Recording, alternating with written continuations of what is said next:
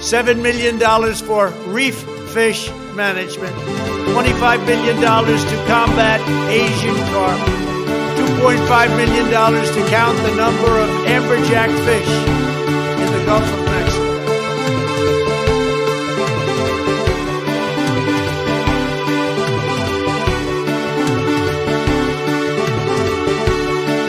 Could we have done that sooner?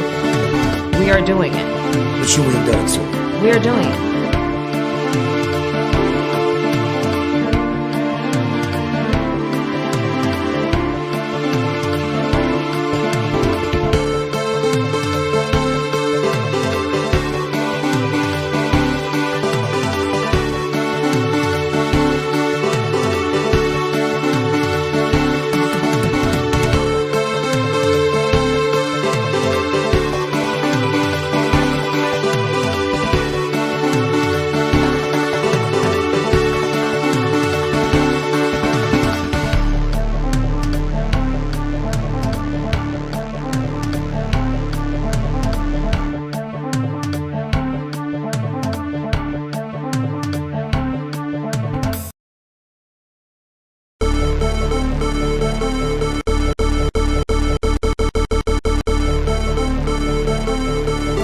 I am not up to the job. And I mean that sincerely. It's not like, whoa.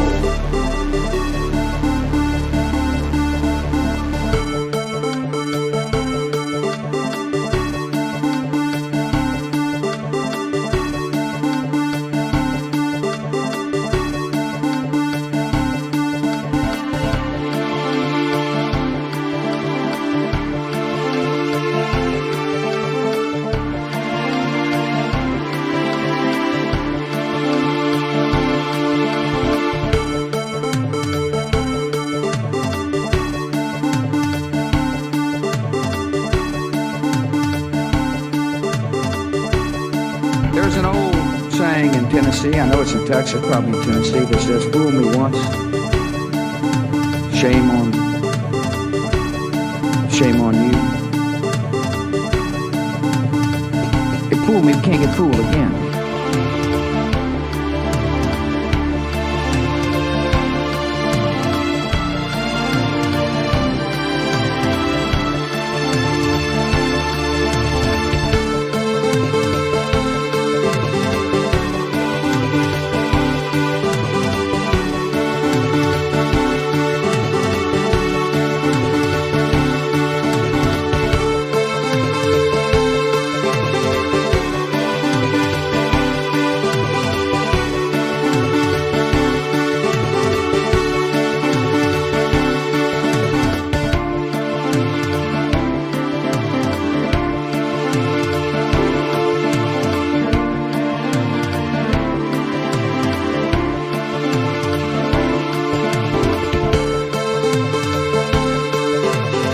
I am not up to the job.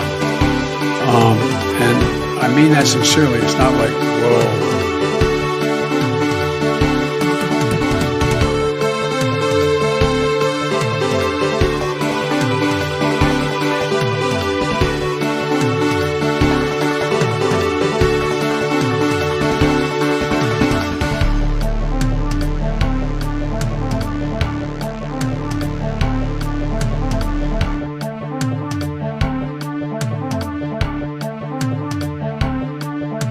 So, Brandon, I agree.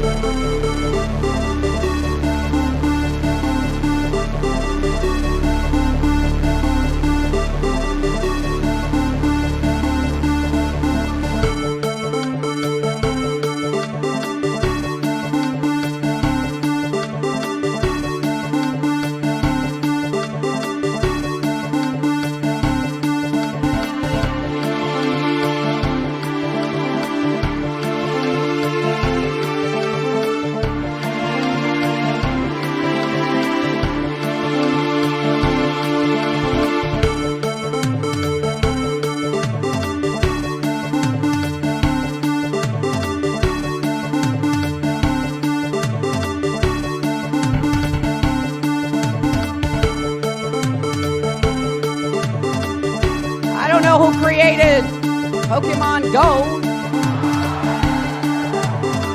but I'm trying to figure out how we get them to have Pokemon go to the polls.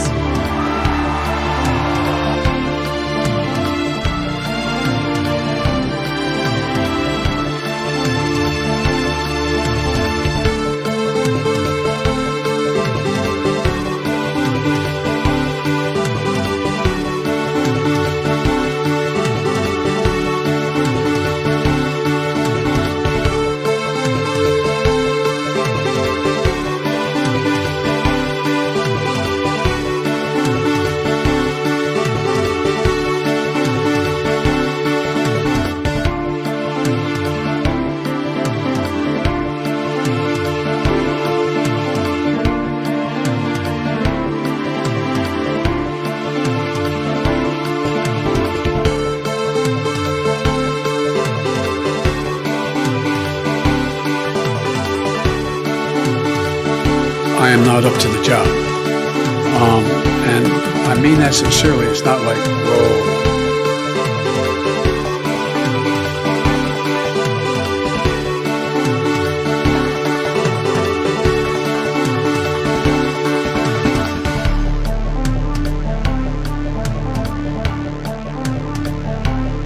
There was no response. They didn't have one for that. Now it's very sad. Very sad.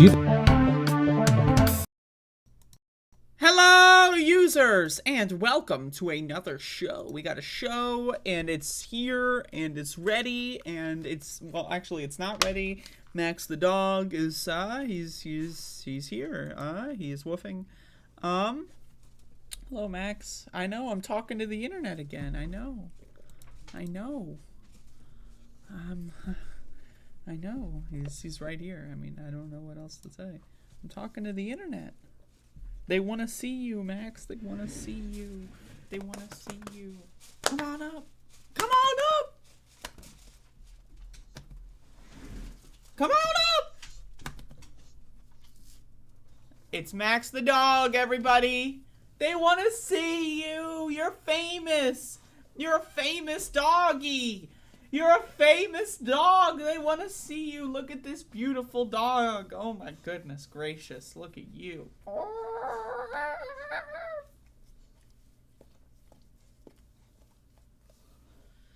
So this is Max the dog.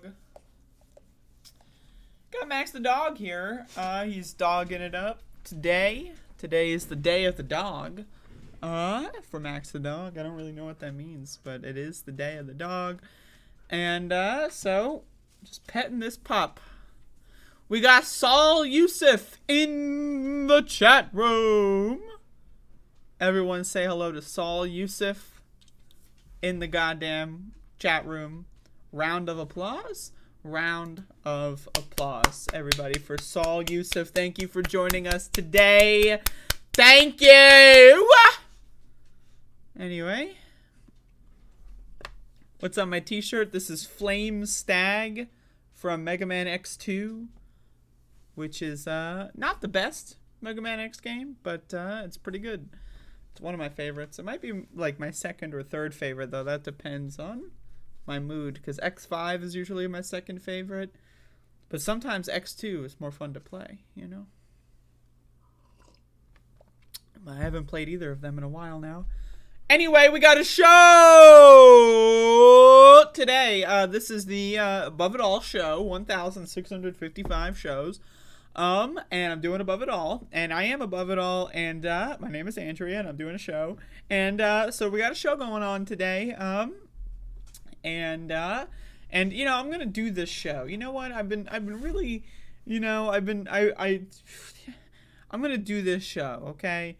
You know, I've had enough of this, you know, and now I've decided I'm gonna do the show. So, all right, let's do the show. The goddamn CDC, the centers, plural. There's multiple centers. The Centers for Disease Control and Prevention.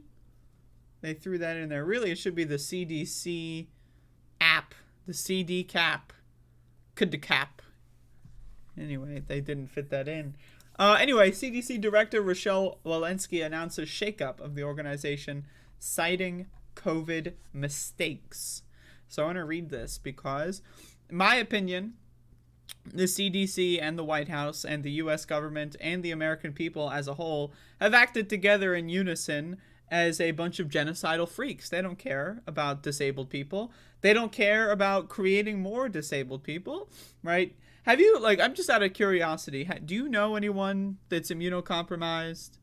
Do you know anyone that has any sort of disability that has really suffered in this pandemic? Because I do. I know a lot of people that are immunocompromised. I know a lot of people that are disabled in other ways. And basically their lives are in ruins. They're just destroyed, right? Like they can't really work as much as they could, right? You know, I know people that have been immunocompromised and have gotten COVID and have nearly died. I know people that are the same category that have died, right? And so really the CDC is ultimately responsible for this. There are a bunch of genocidal freaks, right? Joe Biden is a genocidal freak. Kamala Harris is a genocidal freak, etc. So is Donald Trump, of course, right? And so, you know, not a good look to be pro-genocide and, you know, the extinction and extermination of disabled people. That's not a good look. So let's see what the director of the CDC has to say about this really bad look. The head of the nation's top public health agency on Wednesday announced a shakeup of the organization, saying it fell short responding to COVID-19 and needs to become more nimble. The planned changes at the Centers for Disease Control and Prevention, the CDC leaders call it a reset, okay, comes amid criticism of the agency's response to COVID, monkeypox, and other public health threats. The changes include internal staffing moves and steps to speed up data releases. So they're going to change a couple of the staff, fire a couple people as examples, and speed up data release? What does that mean, speed up data release? As we know, the CDC, basically, with their guideline issuance in April, stopped collecting massive amounts of data for COVID-19, right? Tests, positive tests being tracked, that doesn't really happen anymore. We don't really know how many cases are going on.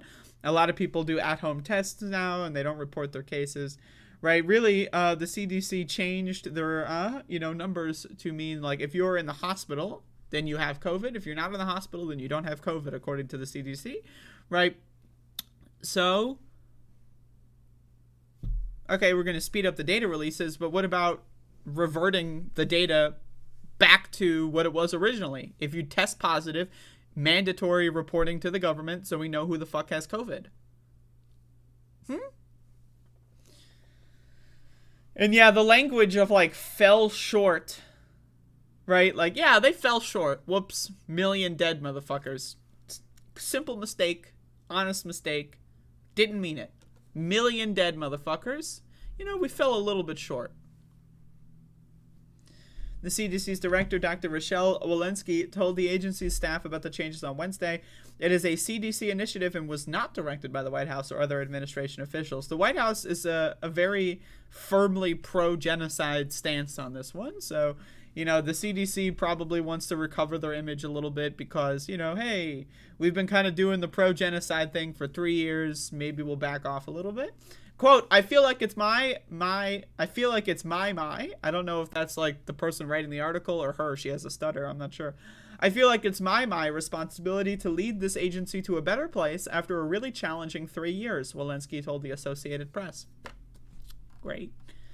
The Atlanta-based agency, with a $12 billion budget and more than 11,000 employees, is charged with protecting Americans from disease outbreaks and other public health threats. It's customary for each CDC director to do some reorganizing, but Walensky's action comes amid a wider demand for change.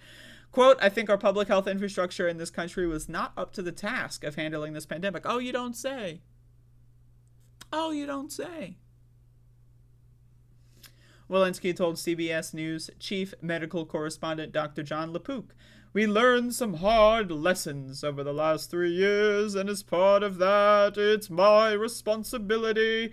It's with an extra apostrophe after the S because whoever wrote this article has Parkinson. I'm sorry. The agency's responsibility to learn from those lessons and do better. The agency has long been criticized as too ponderous, focus on collection and analysis of data, but not acting quickly against new health threats. Public unhappiness with the agency grew dramatically during the COVID-19 pandemic. Experts said the CDC was slow to recognize how much the virus was entering the U.S. from Europe, to recommend people wear masks, to say the virus can spread through the air, and to ramp up systemic testing for new variants. The CDC has failed at every single possible, like, any moment where the CDC could possibly do something good, they have failed. They have failed. They have failed. They have failed. Right? We can whine Trump, Trump, Trump, Trump, Trump. Wham, wham. Trump is a bad guy. Wham, wham, wham, wham. Yeah, Trump is garbage. But Joe Biden assumed office on January 20th, 2021. That was almost, we are closer to 2 years ago than 1 year ago. That was almost 2 fucking years ago. So I'm sick and tired of these people going, Trump, Trump, Trump, Trump's the bad job. It's all Trump's fault. CDC ain't done nothing wrong. Yeah, that's right. I'm looking at you in the chat. CDC ain't done nothing wrong. It's all Trump's fault. Trump said something, and then for 3 years, we got to follow his rule, because why not? Right? Again, this fucking shit is Looney Tunes. Joe Biden ran on solving the COVID crisis and has done exactly the opposite. He made it much worse. Right, he did the Trump strategy for the Delta variant, didn't work, declared victory anyway. He did the Trump strategy for the Omicron variant, didn't work, declared victory anyway. He did the Trump strategy for the recent surges in BA4 and BA5, then he declared victory a couple days ago, didn't work, right? So, I don't know. Maybe, just maybe, the CDC is a corrupt institution. Maybe, just maybe, Joe Biden is a garbage president who doesn't actually fucking give a shit. Maybe, and also really think about this, the American public are a bunch of stupid motherfuckers, not just Trump supporters. I know a lot of liberals that go like, oh, finally, I took my mask off and it's so much better. We're back to normal. And then they end up in the hospital fucking 3 weeks later, right? So maybe, just maybe, we as a society are not cut out for solving a pandemic. The CDC failed. That's their job, and they failed, and yet they're still employed. I have a question. If I were a fry cook at Bojangles, right, and I fucked up every single time I was trying to cook whatever they're cooking, I don't know, Bojangles is chicken or some shit. I'm a vegetarian. I don't eat that shit. But anyway, let's say I'm trying to fry up the chicken, and I accidentally pour, like, nail polish remover in the oil, and then it blows up. You know, would I get fired? Oh, sorry, I failed at my job. Can I try again? Okay. And then I do the same thing again the next day. Oh, sorry, I failed, but I'll try again. Would I keep my job? If I was working at, a grocery store and I'm trying to bag groceries, right? I have like glass bottles, glass jars, and like, oh, slip, drop them on the floor. Kept dropping them on the floor. I couldn't hit them, put them in the bag. I just kept dropping them. They kept breaking all over the floor. Customers are complaining. Would I get fired? Or would I just keep my job? Because why not? It's already my job. I've already been hired, right? Why find anyone better? You know what I mean? But when you're in the government and your job is to stop and control a pandemic, you can just fuck up over and over and over again, 365 days a year for 3 years straight, and you get promoted. And you get articles written about you about how great of a job you're doing. Isn't that great? Anyway, so we'll see how this restructuring goes. But once again, I maintain the position that the CDC is a genocidal organization run by eugenicists. And if that triggers you, then I'm sorry, but you need a fucking wake-up call. Because I'm sick and tired of seeing people that I know die when they don't have to. I'm sick and tired of seeing people that I know get sick when they don't have to. Millions and millions and millions of people getting long-term illness with long COVID. And you know what? We got to blame somebody. I blame the CDC, the White House, right? I don't care which administration it is at this point. The White House and the American people. Every time you see one of these fucking stupid motherfuckers at the grocery store without a mask on, honestly, I mean, really, it infuriates me to no end. We live in the stupidest fucking country on planet Earth. Again, the delta between available knowledge and what the average person acts upon is so large right now. It's the largest it's ever been in human history. Can you really blame people for not washing their hands 600 years ago? They didn't know what the fuck that was. They didn't know about soap. They didn't know about the germ theory of disease, But now we do. And yet so many millions of people are anti science. Liberals, Democrats, Joe Biden is a science denier at this point. Wear a mask and it stops the airborne transmission of a deadly virus. It's not that fucking hard. It's not that fucking hard. The rules haven't changed for the last, really since the summer, maybe the fall of 2020. The rules haven't changed at all in any way. And yet, for whatever reason, people think, oh, I can go outside without my mask on. Then they get COVID and die, or then they get COVID and take up a hospital bed, and then someone that gets hit by a car, breaks their leg, and they have to wait in the emergency room and they bleed out because there's not enough staff. Again, this country is falling the fuck apart.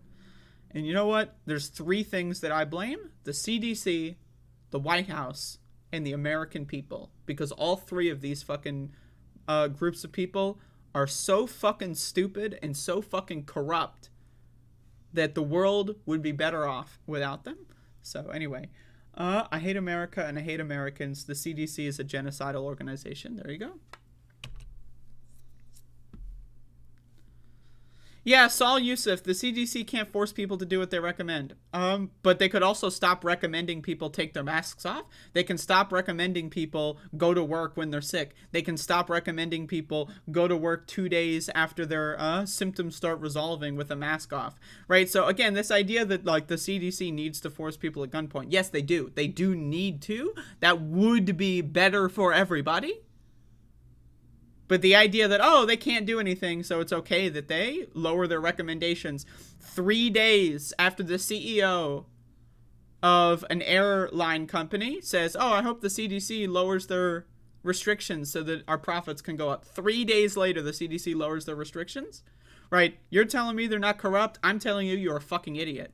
So I don't know what else to tell you. On this subject, you are dumb as a motherfucker, right? It's okay to blame the CDC when they make a mistake. It's all right. I promise you the world will not fall apart if you say, hey, this organization fucked up here. I promise you the world will be fine if we can actually lay blame at the organizations responsible for this crisis.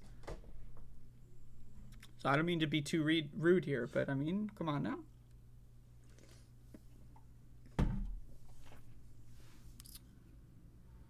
Study on long COVID and how it's literally fucking up people's brains. Yeah, it destroys your brain. It causes early dementia, confusion. This is a symptom called brain fog. It's a very, vague, it's a foggy kind of definition. Brain fog could be caused by not eating enough fiber in your diet and being malnourished. Brain fog can be caused by getting a disease for no reason because your government doesn't give a shit. And now you've got a permanent disability. Brain fog can be caused by all kinds of things. Lead in the gasoline that you were huffing since the 1960s, So, but brain fog is a real problem. And the thing about brain fog that's so nefarious is that people don't know that they are having brain fog. You ever meet someone who's just chronically tired, or that's their personality, is that they're always tired? They're probably overworked. They probably don't sleep that much. They probably have a shitty diet, and they probably it's possible they have long COVID, right? So that's one of the things about brain fog that people just don't know. I can tell you this, when I was a fat kid, for most of my life, I've been overweight. Going to being healthy, eating healthy, I can tell you, just in a simple way of metric of new memories, right? I'm able to remember day-to-day activities way better. I'm not talking about you're going out, it's date night, you're going out on the town and that's, but I'm talking about staying at home, I can remember day-to-day what I do.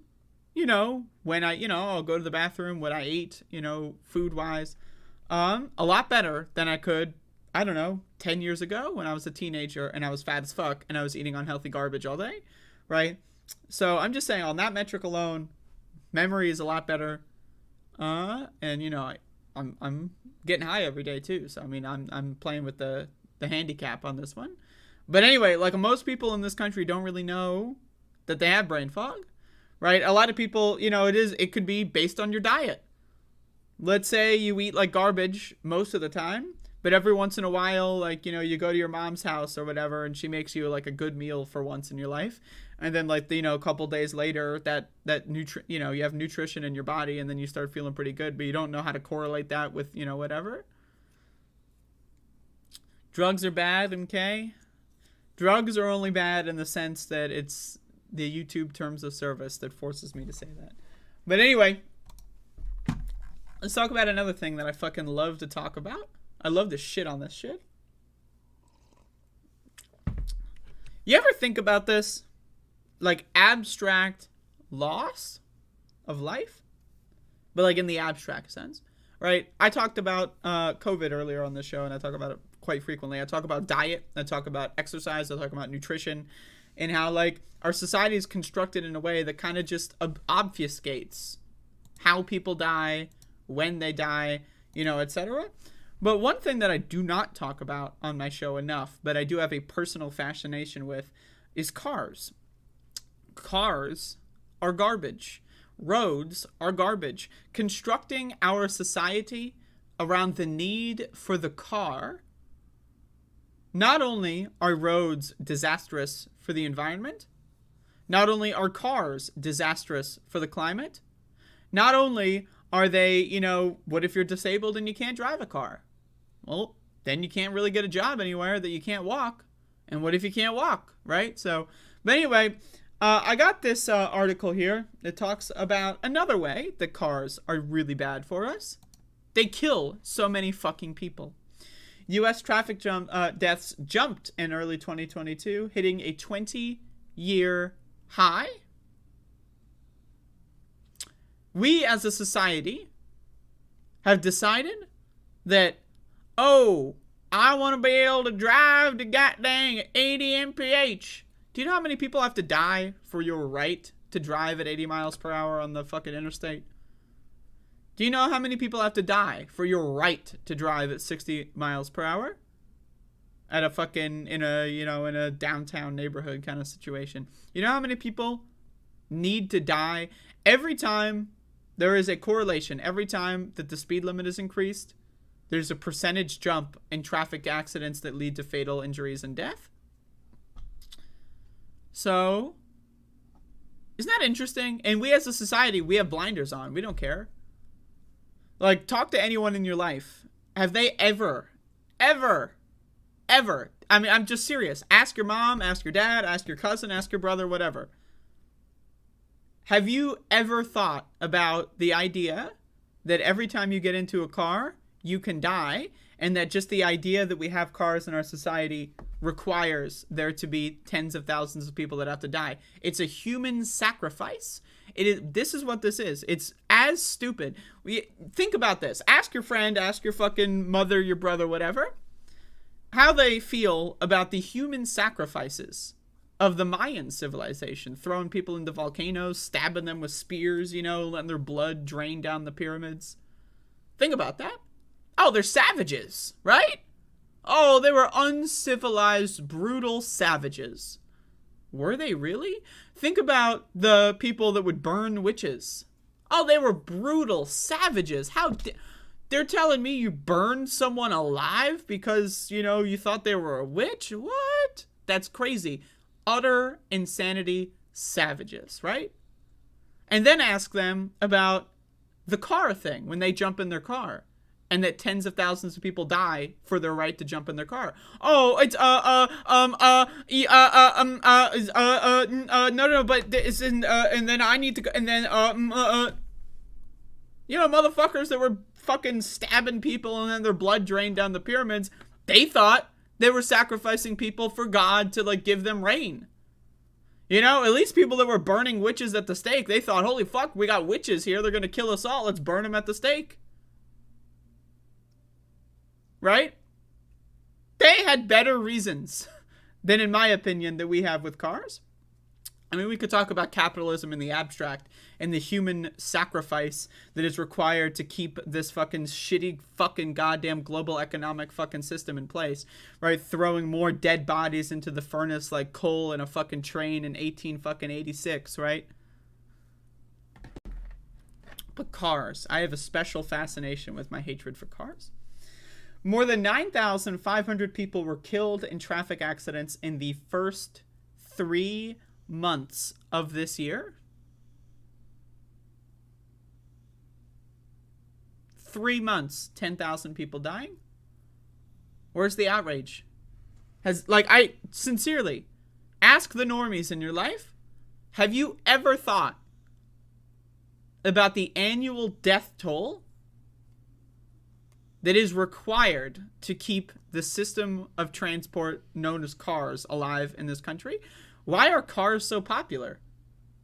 Because of freedom. I get to go to the goddamn burger shop with my girlfriend when I'm 16, and then we got freedom. My dad let me borrow the car. Goddamn, and you didn't know I took it.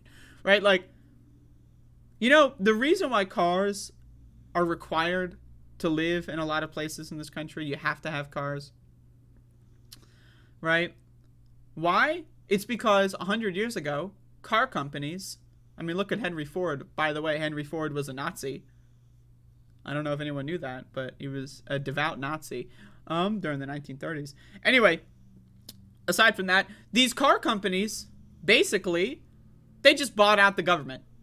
They lobbied the government and they said, yo, these cars are going to change the world. Yeah, we know they're killing a lot of people, but hear me out. We're going to build roads. We're going to build interstates. Remember Truman came along and was like, all right, the interstates, you're going to be able to drive from New York to goddamn San Francisco and goddamn interstate. Right? And so once interstates became a thing, all the money poured into that, then cars weaseled their way into being a necessity. Before the cars really hooked into American culture in the 1940s, 50s, and 60s, right? Before that happened, trains were extremely popular, right? But again, cars, the fucking thing with cars that really is just baffling to me is we have better alternatives. Buses, trains, trams. You could have those in Japan, they've got those monorail, bullet train things that are in the sky, they have these big towers and they go woo, all around the city. Wouldn't that be fucking cool as hell? I don't know. What about bikes, bro? What the fuck? Anyway, cars. Why are cars so fucking big? Most people, when they drive a car, they drive it by themselves. Why the fuck are cars so fucking big? Why are cars... Don't even get me started with SUVs and trucks. Why are cars so fucking big when most people driving them are only one person? You ever watch Dragon Ball? Dragon Ball, how they have those little fucking hoi poi capsules? Y'all know what the weebs in my chat know what's up, right? And when Bulma's getting her fucking cars and they're the small one-seater? Why don't we have that? That's a cartoon in the 1980s, and they had a better idea than we have in 2022. Where the fuck are our small one-person sized cars? Why are cars so fucking big and wasteful? I don't know, man. I could talk about cars forever. Anyway, let's keep going.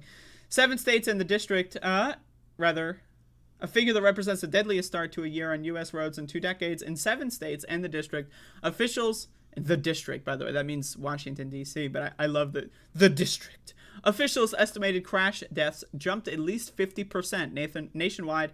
Deaths were up 7% compared to the same period last year. The figures are preliminary estimates, and National Highway Traffic Safety Administration did not release breakdowns of the causes of crashes. Officials say a surge in traffic fatalities that started in 2020 as the pandemic began has continued unabated. There was another article I read that talked about how alcoholism is increasing in popularity since the pandemic began. Alcoholism has skyrocketed. Now, funnily enough, alcoholism has skyrocketed at higher percentages in states where things like marijuana are illegal. Isn't that interesting? And in those states, more people are dying of alcohol-related injuries, a lot of them being in cars, than in states where marijuana is legal. Isn't that interesting? Just throwing that out there. A little food for thought. The overall numbers are still moving in the wrong direction, said Stephen Cliff, the head of NHTSA. Now is the time for all states to double down on traffic safety. Experts have struggled to come up with an explanation for the spike in deaths, but have pointed to less congestion amid changing driving patterns during the pandemic, which they say have allowed more dangerous speeds. Officials say there's also evidence of an uptick in reckless behavior, such as driving impaired or without wearing a seatbelt. Another thing about cars that really pisses me the fuck off about these highways, you ever look at New York City? I've never been there, but I've read a lot of interesting studies. You ever look at photographs of New York City in the 1950s and 60s, and then compare them to photographs of New York City from today or tomorrow or yesterday? Well, if you do, and if you do these things in certain areas of New York City, you'll notice that huge swaths of New York City have been completely destroyed. Tens of thousands of people, predominantly black people, wouldn't that be interesting? Black people had their houses destroyed by the government of New York City, right? By the mayoral administrations of the 1970s, 80s, etc. Black people were displaced, right? This is a little thing that they would do, is they would go into black neighborhoods, the guys in charge of the parks department. They would go knock on people's doors, right? They would look for anything that they could that was a good excuse in order to classify their home as condemned, right? And once you classify a home as condemned, now the government has the power of eminent domain. They can steal your fucking shit whenever they want, right? But they have to pay you. They have to pay you when they steal your shit, right? You know, gotta be fair. But they would have people that work for the parks department go all over these black neighborhoods, knock on the doors, say hello, you know, count their homes as condemned. And once they're condemned, they're a lot cheaper. They're a lot cheaper when the house is condemned. So the government will spend a fraction of the cost that these homes are actually worth, that the land is actually worth, displace a bunch of black people, give them no money to be able to afford a new home. And people wonder, right? Oh, the effects of slavery were so long ago, right? Imagine your fucking family. I know, we're still talking about cars, but bear with me here. Now, imagine your fucking family escaped fucking slavery, right? Like, imagine you're an escaped fucking slave. You're a freed slave. You have a family, right? You know, over the course of 2 or 3 generations, your fucking family's able to buy a house in New York fucking City. Holy shit, the dream. The American fucking dream. My grandma was a slave, and now I own a home in New York City. And then some fat fuck cigar-smoking white guy comes to your house, calls your house condemned, gives you $20 for it, bulldozes it for a shitty fucking highway. Imagine how those people are fucking feeling. Isn't that crazy shit? Isn't that fucking crazy shit? Well, that's cars for you. That's the legacy of fucking cars in this fucking country. Let's keep going. When everyday life came to a halt in March 2020, risky behavior skyrocketed and traffic fatalities spiked, Cliff said. We had hoped these trends were limited to 2020, but sadly, they aren't. NHTSA reported 7,893 traffic deaths in the first 3 months of 2020, a period mostly before the onset of the pandemic. In 2021, the figure jumped to 8,935 deaths. I'm assuming that still means the first 3 months. Then rose to 9,560 this year. The number of deaths this year was the highest in the first 3 months of a year since 2002. The first quarter is consistently the least deadly on U.S. roads. There's more deaths, of course, during the fourth quarter because holidays. Gotta go visit Mama. She's making turkey. Woo! Cranberries. Not to be confused with the Irish band. Transportation Secretary Pete Buttigieg earlier this year said the nation would work to eliminate crash deaths. This is like Joe Biden saying, we're going to cure cancer. We're going to cure cancer. My name is Joe Biden. I'm now finally the president, and I just wanted to say one of my dreams is to find the cure for cancer. This is Pete Buttigieg's version. We're going to stop all traffic fatalities. We're going to do it, folks. I don't know how it's going to be done. I don't know if it's even possible, but we are going to do it, folks. Pledging to adopt a safe system approach that would look at much of the design. This article is written like shit. Look at much of the design of roads and cars as the behavior of individual drivers. Unless I'm stupid, would look as much at the design. Oh, Jesus Christ. I'm dyslexic, and please bear with me. The effort is backed by billions in new safety funding from last year's infrastructure law, including $5 billion fund that will provide grants aimed at protecting bicyclists and pedestrians. Now, again, this is like putting a Band-Aid on like a gunshot wound. Oh, we're gonna like expand the distance between the road and the bike lane. Great. What about the fucking interstate pileups? I don't know, man. Anyway, I could talk about cars for a long time. I could read the rest of this article, but I think I've made my point. Someone in the chat earlier said something I want to respond to while I'm doing this segment. Let me find this chat message. Goddamn fucking, what's your name? Appleberry? This logic could be applied to almost everything in society. I agree. Thousands of people die from alcohol every year as well. Alcohol is a bad example because it's self-inflicted. But I agree we can attach this to everything in society. We can attach it to global capitalism. The idea that I'm able to have this cell phone, the idea that I'm able to do a stream on this computer, that you're watching on this computer, that we are connected via the internet, is only possible because of slavery overseas. Slavery in South America, slavery in Africa, slavery in Asia, right? Slavery here in the United States in some instances, right? With prison labor, right? So the only reason that we're able to live in this kind of society as we are right now is because of global slavery. So yeah, and I think that we should restructure our society to eliminate these kinds of evils. But alcohol is a bad example because it's self-inflicted. I think people have a right to kill themselves in the same way that I think people have a right to eat themselves to death. 93% of this country, citizens, 93% of this country has a form of metabolic syndrome, which is essentially pre-diabetes. I believe people have a right to kill themselves with food. But my opinion on this one would be knowledge. Most people don't know that they have metabolic syndrome. Most people don't know that the food that they're eating is poisoned. Most people don't know the extent of the damage that Wendy's does to you if you eat that, right? So my opinion, my solution to self-inflicted things such as nutrition or drugs would be a safety campaign. That's my opinion.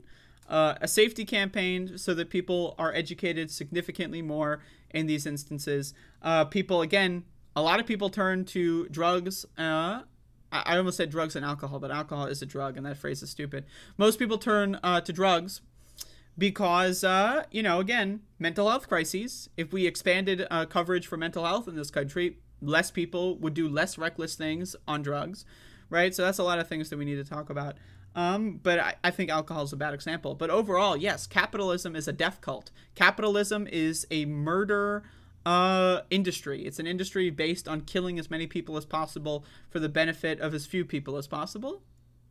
So yeah, I'm absolutely, cars are just one example. Anyway, it's a 20-minute segment on cars for you.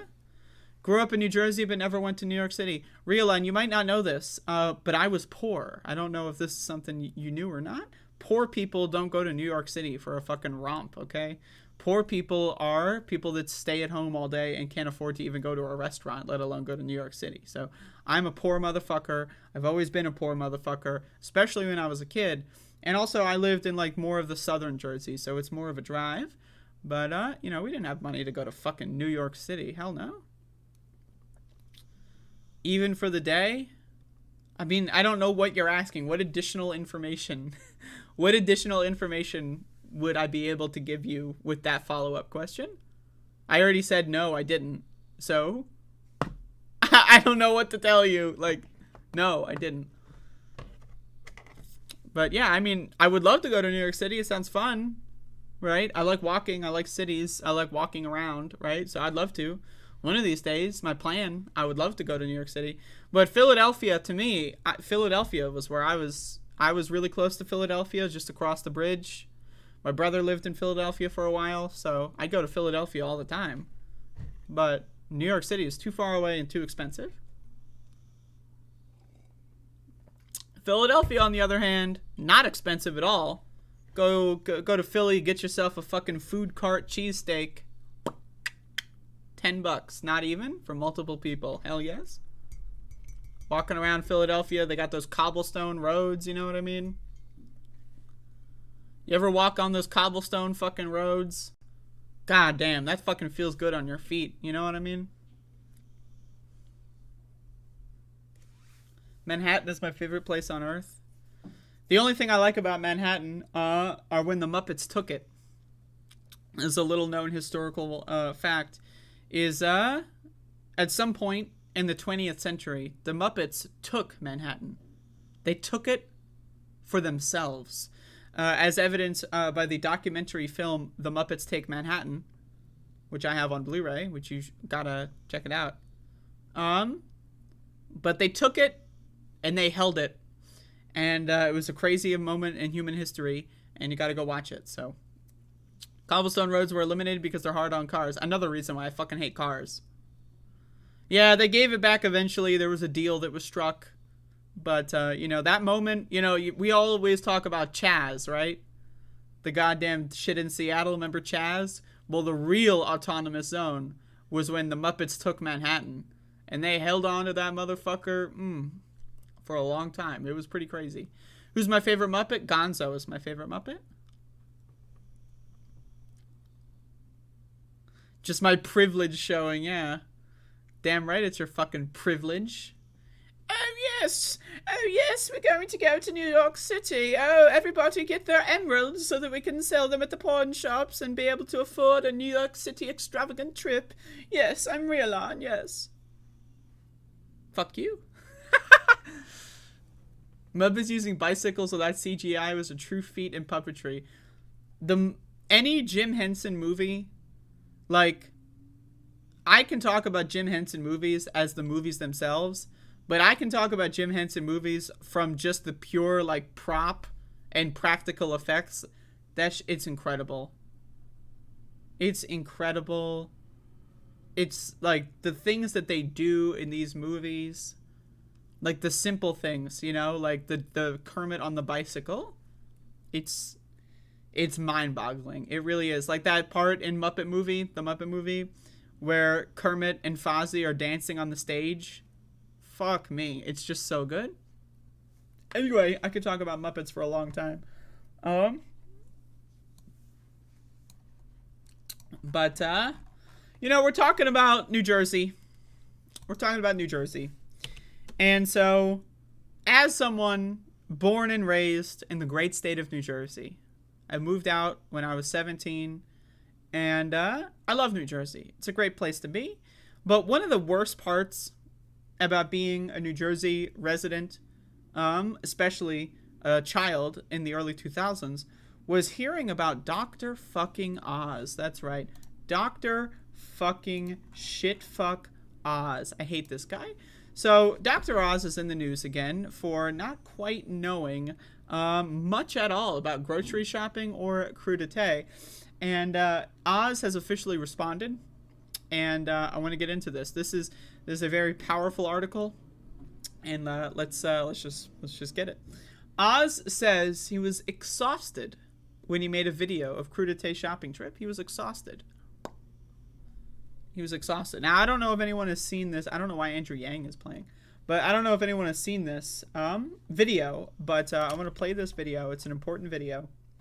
Inflation is hurting American families. Under Joe Biden, gas prices are skyrocketing and food prices are rising. We must stop the reckless spending. This is outrageous. Thanks a lot, Joe. This is April 6th. But this is resurfaced recently. This was during the primary, so Fetterman was not talking to Oz as much, or talking about him. But this resurfaced because of the Fetterman campaign. And I just want to play this video, and then we'll go in. Thought I did some grocery shopping. Oh, Jesus Christ. Let me raise the volume. I'm at Wegner's, and my wife... Now, just to be clear, Wegner's does not exist. There is no Wegner's, okay? I think there's, like... I don't live in Pennsylvania, so I don't know what the local chains are there. Where I grew up in New Jersey, we had Acme and we had ShopRite, motherfucker. So I don't know what's going on in wherever he is in Pennsylvania. But to me, my understanding is that there's like a Redner's and there's a Wegmans or something like that. But he combined two grocery store names. So just throwing that out there, he doesn't even know where he is. If wants some vegetables for crudité, right? So here's a broccoli. That's $2. Not a ton of broccoli there. There's some asparagus. That's $4. Yep. Carrots. That's $4 more. That's $10 of vegetables there. And then we need some guacamole. That's $4 more. And she loves salsa. Yeah, there's salsa there. $6 must be a shortage of salsa. Guys, that's $20 for crudité, and this doesn't include the tequila. I mean, that's outrageous. And we got Joe Biden to thank for this. This video is just so bad. Like, he's just saying the lines, right? And it's like the acting is so terrible, and then he can barely hold on to the items, right? It's just Dr. Oz, the national embarrassment. Earlier in this campaign, Fetterman launched a petition to induct Dr. Oz into the New Jersey Hall of Fame. I say please no. I say please no. I say no, no, no, no, no. New Jersey does not deserve this. Nobody deserves this. But anyway, now 4 months later, Mehmet Oz has revealed that during this fateful moment in human history, that he was tired. He was exhausted. He couldn't handle it. Now, it was also came to my attention that the store, Wegmans or whatever it was, also tweeted an endorsement of John Fetterman and made fun of Dr. Oz. So I don't know if that's in this article, but basically John Fetterman just destroyed him over this. It was hilarious. Anyway, let's read this. Republican Pennsylvania Senate candidate Mehmet Oz said in a new interview that he was exhausted when he made a video that later went viral showing the celebrity doctor shopping for ingredients for crudité while mispronouncing the name of the grocery store. Who wrote this article? Because it's great. Caroline Vakil, I don't know who that is. Quote, I was exhausted. When you're campaigning 18 hours a day, listen, I've gotten my kids' names wrong as well. Whoa.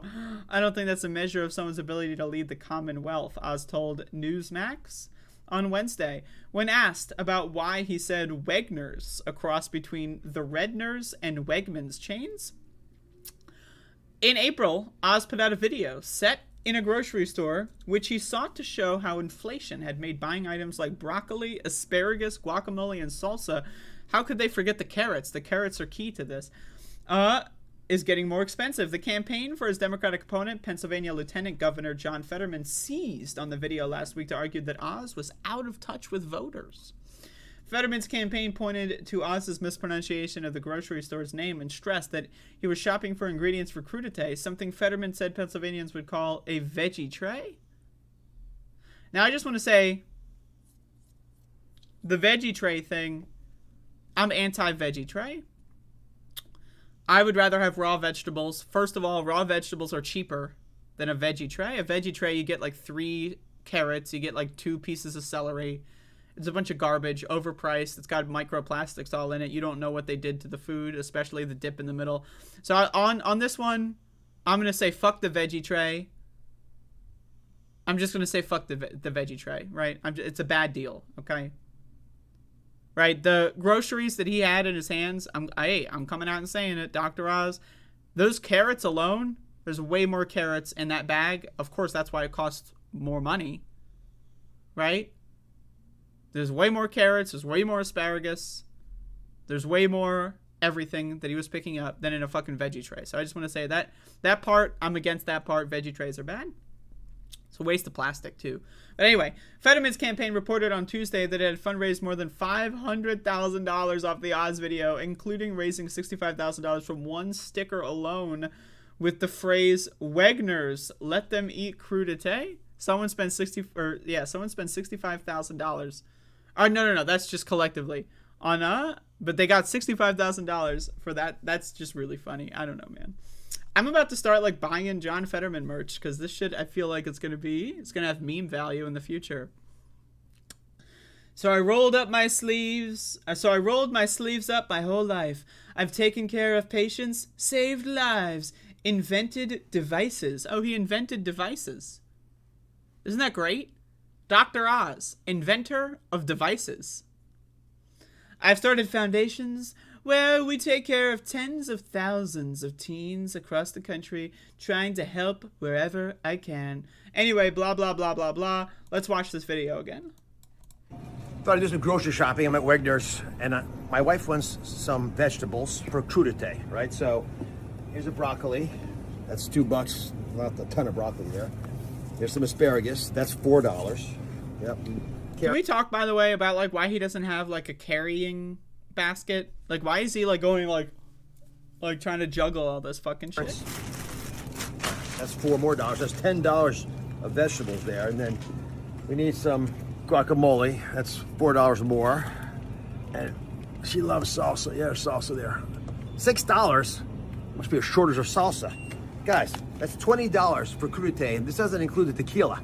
I mean, that's outrageous. We got.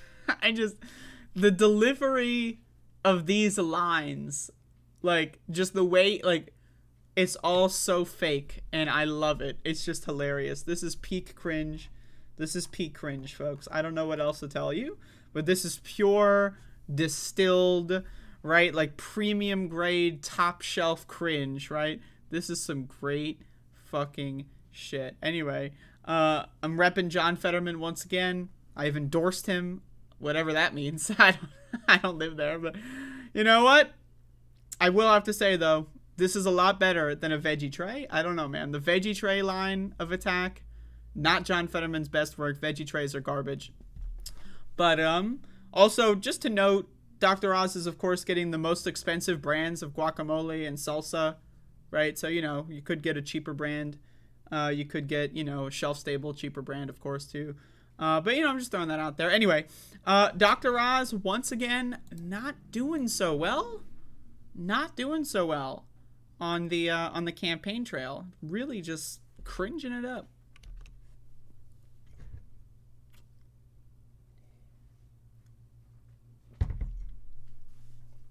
Hey, I think Fetterman has gotten a boost of donations because of my coverage of his campaign. Because you'll notice, as soon as I started covering Fetterman's campaign, all of a sudden these stories are coming out, you know, big fundraising, things are exploding for John Fetterman. So I just want to take advantage of this opportunity to take credit. It's all me. And so, you know, I hope John Fetterman realizes that, and I'm waiting for my thank you card. And of course, you can buy a thank you card at Wegner's. They have a very nice stock. So, as a New Jersey resident for the first 17 years of my life, I take value in the fact that I am single-handedly destroying the Dr. Oz campaign. We do not have Tesco, Goober.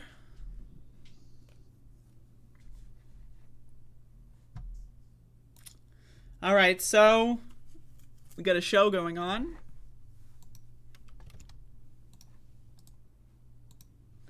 It's a show. I mean, really, it's a great show. It's a really great show. It's probably one of the best shows. In my opinion, this is probably one of the best shows you'll ever see. But, you know, it's still a really good show. It's a really good show. But because it's such a good show, I want to take this moment to remind everybody that I do have a twitch.television page. And I have the affiliate bullshit set up for the twitch.television page. As you can see, we have this subscription button thing here. I don't have it set up yet, but I think you can use it. So if anyone wants to give me money on twitch.television, I know people have like their Prime subscription stuff. I don't really know what that is, to be honest with you. But if you want to give me your Prime subscription bullshit, if you don't know what that is and you have Amazon Prime, look it up. It's free money for me. Check it out, and also follow the page. I've been streaming some video games over there. So there you go. Great stuff. Great stuff. All right. So maybe I should cut that as a segment. You know, I got to advertise, you know. Yeah. Paladin Alexander Anderson. This is a great endorsement. Look at this. Hold up. Check this shit out. Hold up. This is a great endorsement for my twitch.television page. Paladin Alexander Anderson says, the Twitch streams are great and fun. What more could you possibly ask for? Great, and fun.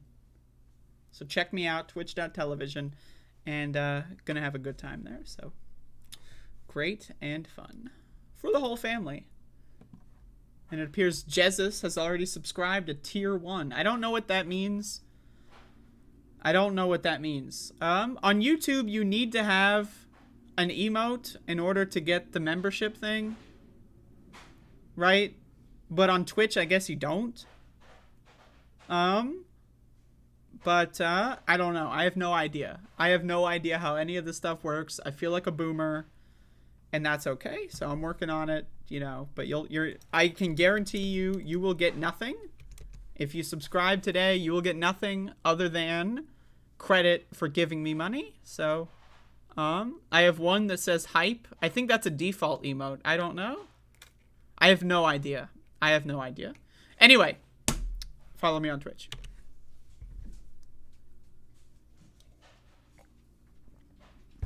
I'm gonna go 100 into it. No. We got Max the dog here. Folks, mandatory Max appearance. Maxie! Uppy! Uppy! Uppy! Ah! Ah! Look at this dog! Look at this!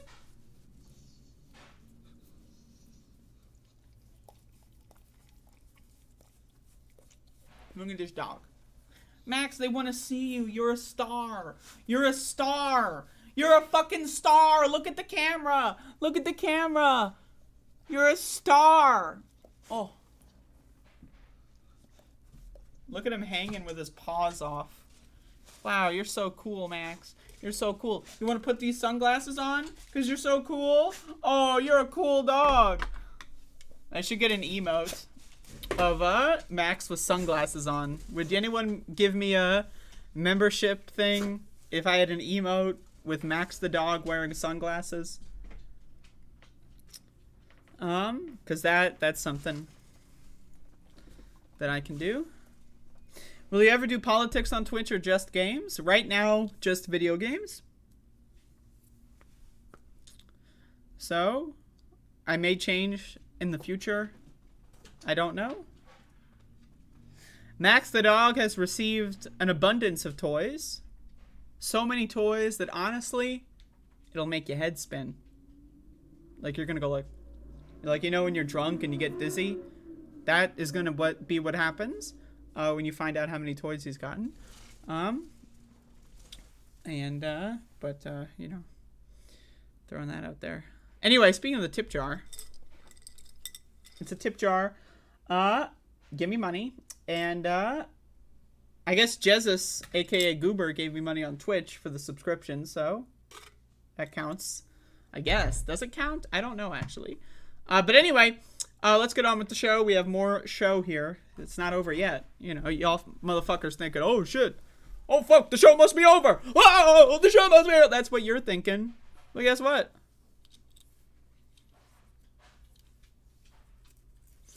Yeah, the thing about doing politics on Twitch is that Twitch has a much stricter terms of service than YouTube. And they have a much stricter terms of service, and I consider myself to be a pretty radical person. And so I don't want to be in a position where I feel like I have to watch what I say. Or, you know, I've seen people like didn't like Keffels get banned from Twitch for like just like reading a hateful chat message out loud or some shit. Like someone calls them like a slur and they just like say like, look, this is what the right wing does, and then they got banned for that. Like I'm not about that. I don't care at all. I'm not gonna risk that. It's, in my opinion, the gains that I could possibly have on Twitch with that are not nearly worth the risk. I'd rather just play video games because video games are fun. And I also have 5,000 followers on Twitch from back in the day that like video games. So to me, that's what I'm sticking with for now. Need to make $60 before a payout? Oh, okay. It's all good. Anyway. Defund the FBI? Biden says no in this new article from CNN. And then we have this guy's face, for whatever reason, just popped up. Biden rejects defunding the FBI amid calls from some Republicans. Now, this is one hell of a headline. This is one hell of a headline. Like, if you were to show this headline to me like 3 years ago, Biden rejects defunding the FBI amid calls from some Republicans. Imagine going in a time machine, taking a photograph of this, going back in time and showing it to you like 3 years ago, 2 years ago. You'd be like, what? The Republicans want to defund the FBI? What? Joe Biden is president? What? Anyway, obviously the Republicans don't want to defund the FBI. This is all just fucking stupid political theater. Like, we need to really, honestly, we need to really actually understand what the FBI is. The FBI is a weapon of terror against the American people. Now, sometimes the FBI will do something good, like raid Mar-a-Lago, because Donald Trump broke the law. It took them fucking how long? The motherfucker left office, what, 19 months ago? Jesus Christ. You know what I mean? If I stole nuclear documents from the White House, would the FBI wait 19 months to raid my fucking house? Yeah, I don't think so. So again, but we need to really understand, they don't want to defund the FBI. They want to use it as a talking point. Donald Trump or Ron DeSantis, whoever, becomes president, and then they're going to staff the FBI with a bunch of hardline crazy people. That is what they want to do. That is the history of the FBI. Republicans go in there and they install crazy motherfuckers as the FBI director. Now, in this instance, Trump did install a crazy motherfucker as FBI director, but this guy backed off from the Trump train after January 6th, I think. So, you know, what are you going to do? But anyway, Joe Biden's weighing in. Let's read this cringe. The White House is strongly condemning calls from some members of the Republican Party, including some elected lawmakers, to, quote, defund the FBI. In the wake of last week's search on former President Donald Trump's, a.k.a. the Orange Man, a.k.a. the guy who lost the 2020 election. Donald Trump lost the 2020 election. He is a loser. Joe Biden won. Mar-a-Lago estate. The pushback marks the White House's most aggressive response to the FBI search to date, and comes as other Republicans, including former Vice President Mike Pence. Imagine how much of a fucking loser you have to be Mike Pence. This guy tried to kill you. He publicly insults you almost every day, and then you defend him. Oh, God. Doing it for Jesus. Sucking dick for Jesus. Are sounding alarms on the message amid heightened threats to law enforcement. Oh, wait. I actually haven't heard. I know that Mike Pence has been defending Donald Trump on this, but actually he might not be calling to defund the FBI, which is pretty funny. Just like President Biden rejects defunding the police, he rejects defunding other law enforcement, including the FBI. White House Deputy Press Secretary Andrew Bates said in a statement exclusively to CNN. I love that they're doing, like, the centrists are taking advantage of this to tie the right to the left. You ever notice this? Like, they're taking this opportunity to say, we're in the center, we're the moderates. The crazy loony leftists want to defund the police, and the crazy loony righties want to defund the FBI. That's their play here. Is the left is doing nothing about this at all. The left is just like, oh, that's pretty cool. And they're still trying to shit all over us. Isn't that crazy? Just the amount of disrespect that these fucking freaks have for people that just want a just world. The president has called for boosting police funding through the COPS program and hiring 100,000 additional officers. I don't know who reads this and goes like, damn, President Biden's really doing a good job. Like, you know what I mean? White House Chief of Staff Ron Klain blasted the calls to defund the FBI as a reckless and irresponsible idea in an interview on CNN's Don Lemon tonight. Imagine, like, you live your life and your last name is Lemon. Like, that's crazy. The statements come as the GOP calls to defund the FBI. The statements come as GOP calls, as GOP? Or is it the GOP? I thought it was the GOP, but now it's just GOP. Calls to defund the FBI. Maybe this is like one of those reboot sequels. Ramped up in the past week, signaling Trump's grip on his party, Reps Marjorie Taylor Greene of Georgia, Lauren Boebert of Colorado, and Paul Gosar of Arizona have each posted the sentiment on their social media accounts, and Greene is selling $30 hats and t-shirts with the slogan. It's similar to a tactic taken by some progressive I'm not even garbage. The idea that the fucking left-wingers saying defund the police after unarmed black men are getting shot and killed and fucking asphyxiated in the street is any way related to Donald Trump breaking the fucking law and getting 19 months later getting a raid that was like the safest, most respectful raid possible. Anyone who wants to compare these two things is a fucking freak. They are a freak. They are a freak. Oh yeah, you know, cops murdering black people for no reason. You know, those people that are really concerned about that are just as crazy as Marjorie Taylor Greene. Are you fucking joking? Shut the fuck up. I'm not going to read the rest of this. But either way, you know, Joe Biden's taking this opportunity to shit all over the left for no fucking reason. No reason at all. The left isn't in the news. No one cares about the left. The left is a sunken ship. The left is in a fucking, like, iceberg somewhere, like the thing from another world. You know what I mean? The left has gained, they're gone from this conversation. Like, let's be real, right? But Democrats are still taking all of their opportunities to shit all over anybody that just says, hey, maybe cops shouldn't kill unarmed black men as they're running away. You're just as crazy as the neo-Nazis if you think that. Really, isn't that interesting? The centrists think that we are just as crazy as neo-Nazis when we ask them to stop killing unarmed black men that are running away from cops. Isn't that interesting? Really think about that one. Anyway, this is the US of A, folks. Welcome. Welcome.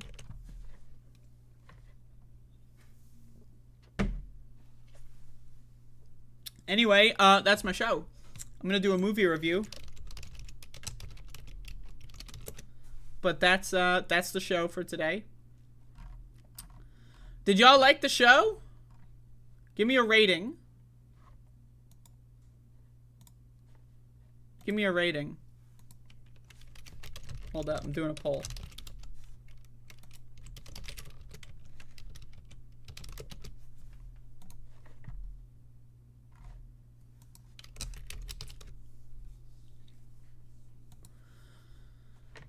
All right, got a show going on.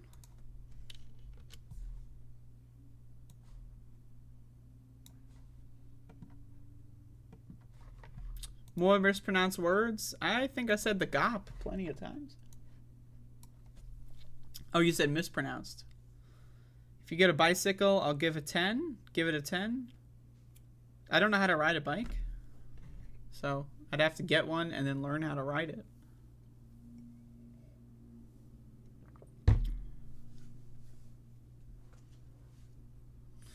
I don't think Biden will resign. I think the most likely scenario is that he'll step down from running again. If he runs again, then absolutely, I think he might resign or die in office. But I think the most likely scenario at this point is he's going to step down at some point in 2023. Like, step down from running and just finish his term as a lame dunk. Yep, the Muppets discussion really solidified this show as one of the greatest of all time.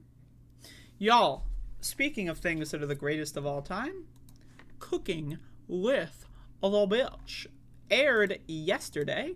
It aired. Hello, users! Yesterday. And welcome back. So, I don't know why it's only got 76 views. I can presume because people are, they just, you know, I don't want to be rude here, okay? I don't want to be rude, but... Only the really, I hate to say this, but those with the lowest IQ. So, I don't know, man. Go watch Cooking with the Bitch. It was good. In fact, I'm going to link it in the chat. If you missed it yesterday, watch it right now, like as soon as this show is over. And, you know, leave a like, leave a positive comment. And, it's great. Also, yesterday I made a video about a story on a trans woman in Alabama, and I got like a bunch of really weird comments in there. So if anyone wants to go white knight me in the comment section, I know I got a lot of white knights.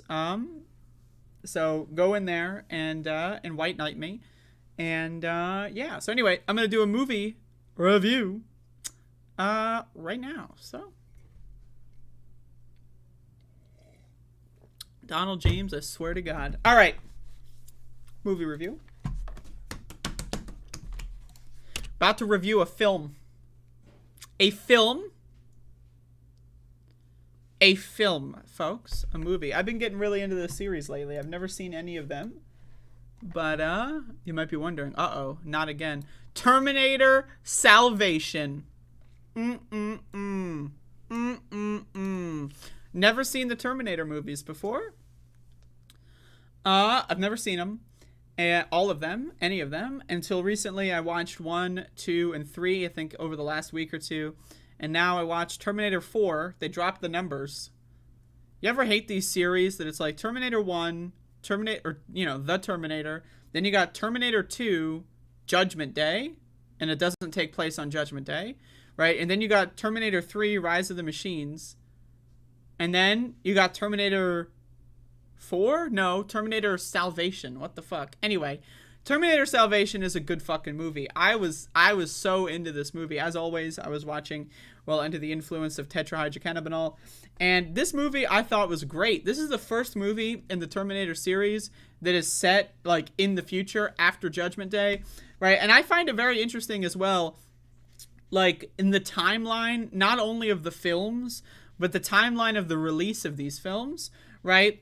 And so Terminator 1984, right, takes place in 1984. We get a couple like scenes of like what the future might look like, but it takes place in 1984, right? And then you have Terminator 2, released in 1991, takes place in 1991, right? And again, you get a couple of scenes of like future John Connor and stuff, right?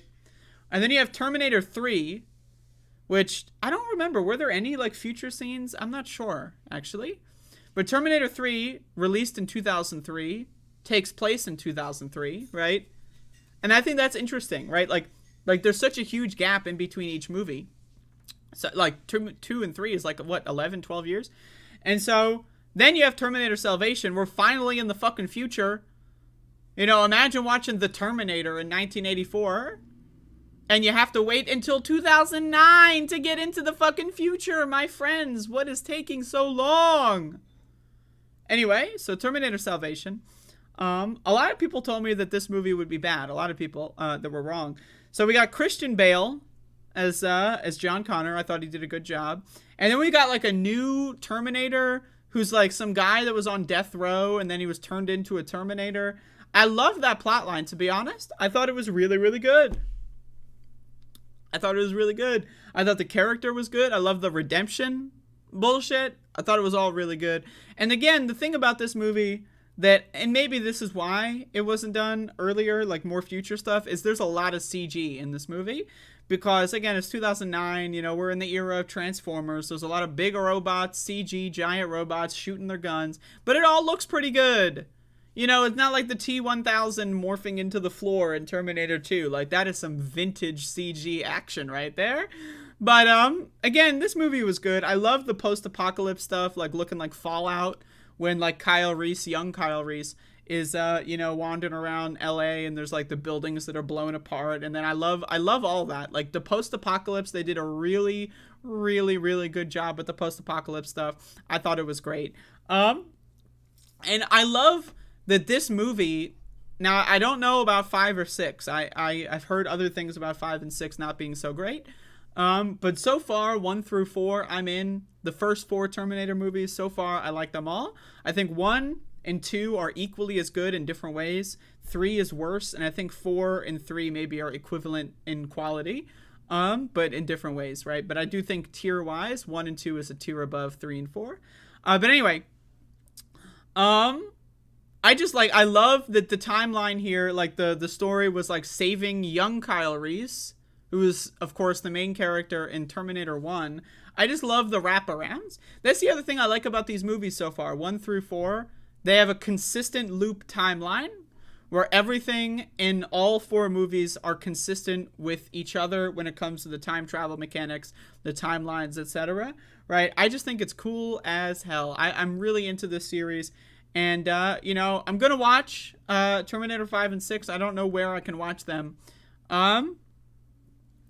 But I've heard, I heard that Terminator 4, this one was not good either. So anyone that says that, I think is dumb. But, again, I don't know what's going on with Terminator 5 and 6. I was reading a little bit on the trivia, and Terminator 4, this one was supposed to be like the start of a new trilogy with Christian Bale. but like that didn't end up happening, so I don't know. One of my favorite parts in this movie was where they had like, it wasn't Arnold Schwarzenegger, but it was someone that looks like him, like a young Arnold. When they're at the Skynet facility and John Connor's fighting like a young Arnold lookalike. I thought that was really cool because it's like a prototype version of like the Terminators that were sent back in time to kill his mother and to kill him, or whatever. Like, you know what? I guess they didn't kill him in 2 and 3, but you know. Anyway, it's a good movie. I enjoy Terminator Salvation. As far as a series of films go, the first 4 Terminators I think are really, really good. I think. Again, 1 and 2, they have that vintage classic quality.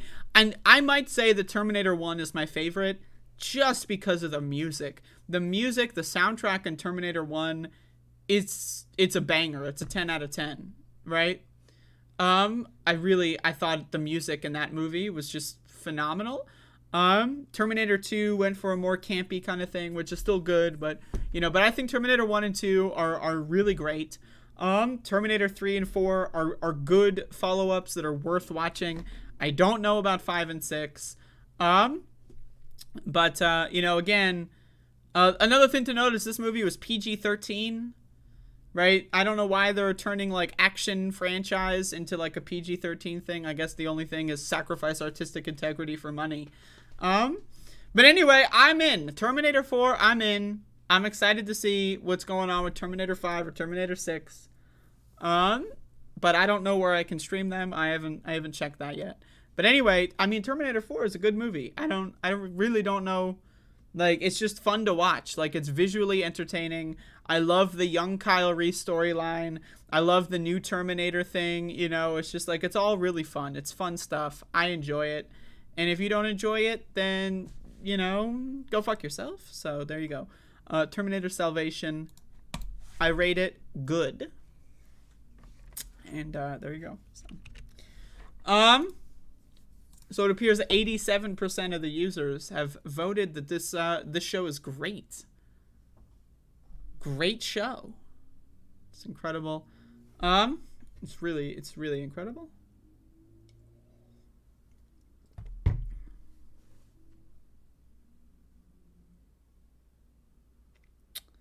Terminator 2 and then Terminator 4 tried new things, the rest just rehash.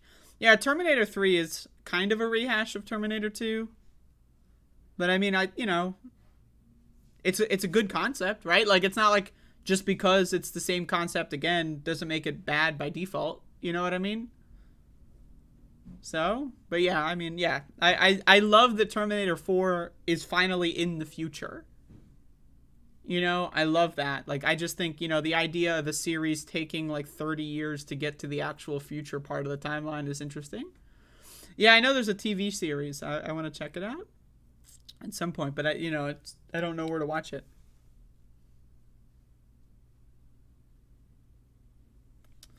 But anyway, that's the show.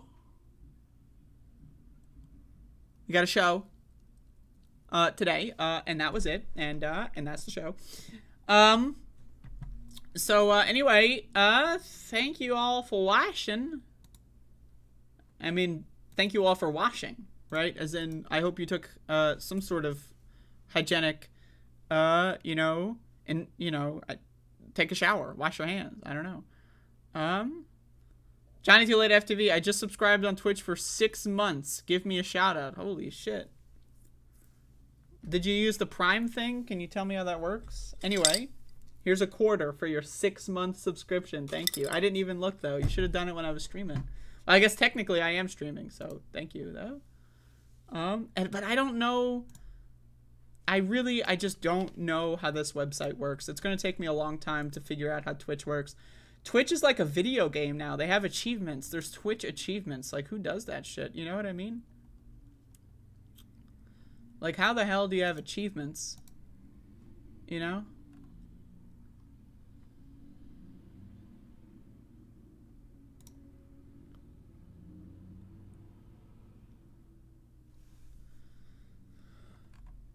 don't know, man. It's crazy stuff. But anyway, that's it. When am I streaming on? I don't know. It's kind of just whenever I feel like it. Like, my opinion is, like, I do Doom speed runs all the time anyway. So, you know, might as well stream them. That's my thing. Like, I don't view that as too much more. So, you know, typically I've been doing Doom runs every day for a long time now.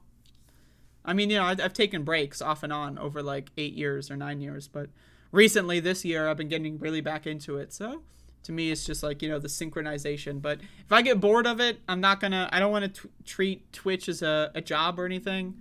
I've been down that road, and it's very unhealthy mentally. So you know, don't worry about that. But I'll probably stream again today. I'm planning on it, maybe, possibly. I'm not sure. But anyway, that's it. That's the show. Thank you all for watching, and y'all have a wonderful day. Eat a healthy breakfast or lunch, and or not. I mean, you should, but you don't have to. Anyway, okay, bye.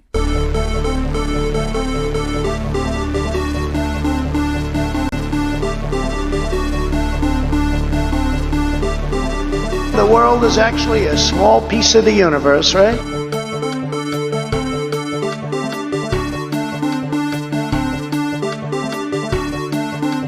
And then they have cans of soup. And they throw the cans of soup. That's better than a brick because you can't throw a brick, it's too heavy. But a can of soup, you can really put some power into that, right? And then when they get caught, they say, no, this is soup for my family. They're so innocent. This is soup for my family. It's incredible. And you have people coming over with bags of soup, big bags of soup, and they lay it on the ground, and the anarchists take it and they start throwing it at our cops, at our police. And if it hits you, that's worse than a brick because it's got force. It's the perfect size. It's like made perfect. And when they get caught, they say, no, this is just soup for my family. And then the media says, this is just soup. These people are very, very innocent. They're innocent people.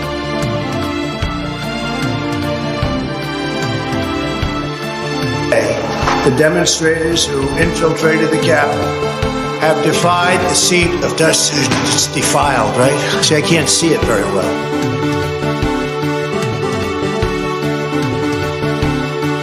I would like to begin by addressing the heinous attack yesterday. Yesterday is a hard word for me. Good. Take the word yesterday, because it doesn't work with the heinous attack.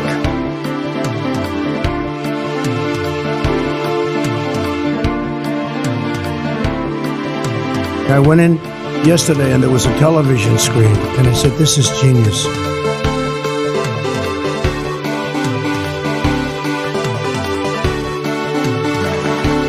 I'll kiss every guy, man and woman, man and woman. Look at that guy, how handsome he is. I'll kiss him.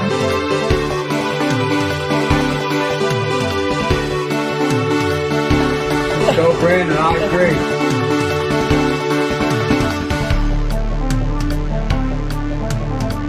Dub is a shit fuck, you know, bridge tour, etc., etc.